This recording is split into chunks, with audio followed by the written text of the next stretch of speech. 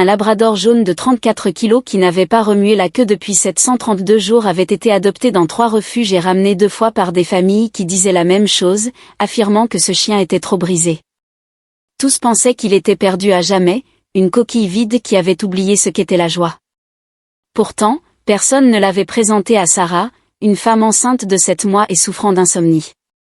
Personne ne savait quel traumatisme avait bouleversé la vie de Gunnar, mais son dossier dressait un portrait sombre, celui d'un chien qui sursautait au moindre mouvement brusque et fixait le mur pendant des heures.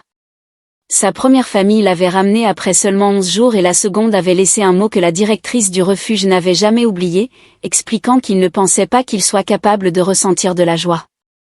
Son dossier a été signalé pour un examen final, ces mots silencieux qui signifient qu'un chien n'a plus beaucoup de temps. À 2h15 du matin, Sarah a découvert son profil en ligne et l'a montré à son mari Marc le lendemain matin. Il a regardé la photo et a dit qu'il avait l'air vide à l'intérieur. La voix de Sarah était calme mais ferme lorsqu'elle répondit qu'elle savait, et que c'était pour cela qu'il fallait essayer. Il ramenait Gunnar à la maison ce vendredi-là. Il resta figé au milieu du salon pendant 10 minutes, tendu et se préparant au prochain événement terrible. Pendant un mois entier, Sarah resta dans la même pièce que lui, sans le toucher, sans chercher à le réconforter. Elle le laissa simplement tranquille. Elle tenait un journal sur sa table de chevet, notant chaque petite victoire. La première fois qu'il avait fini son repas, la première fois qu'il avait effleuré sa main du bout du nez une fraction de seconde, mais sa queue restait immobile, un poids mort qui leur montrait combien de temps durerait encore la convalescence. Puis la petite Lily arriva 6 jours en avance, un petit miracle de 3 kilos qui emplit la maison silencieuse des cris d'un nouveau-né.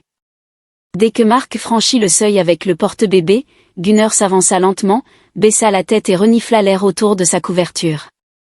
Et puis, pour la première fois en 732 jours, sa queue frémit une fois, lentement et timidement, comme un muscle oublié se réveillant d'un long et terrible sommeil. À partir de cet instant, Gunnar changea. Il dormait chaque nuit devant la porte de Lily, gardien autoproclamé veillant sur la personne la plus importante de son univers. Les labradors sont élevés depuis des générations non pas comme des chiens de garde agressifs, mais comme des compagnons intuitifs programmés pour comprendre les émotions humaines.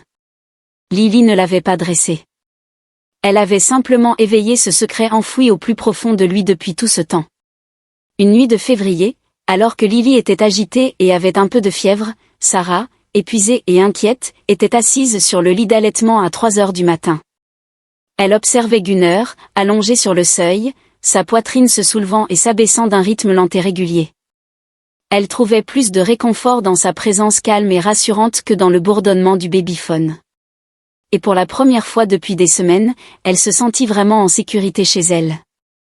Pendant 732 jours, personne n'avait réussi à le connecter et tous avaient perdu espoir. Mais un petit bébé de 3 kilos est arrivé et lui a rappelé qui il était vraiment. Certains chiens ne sont pas brisés à jamais. Ils attendent simplement la bonne personne pour leur montrer le chemin de leur propre guérison. Si l'histoire de Gunnar, passant de fantôme à protecteur, vous a touché, pensez à offrir une seconde chance à un chien de refuge qui a tant souffert.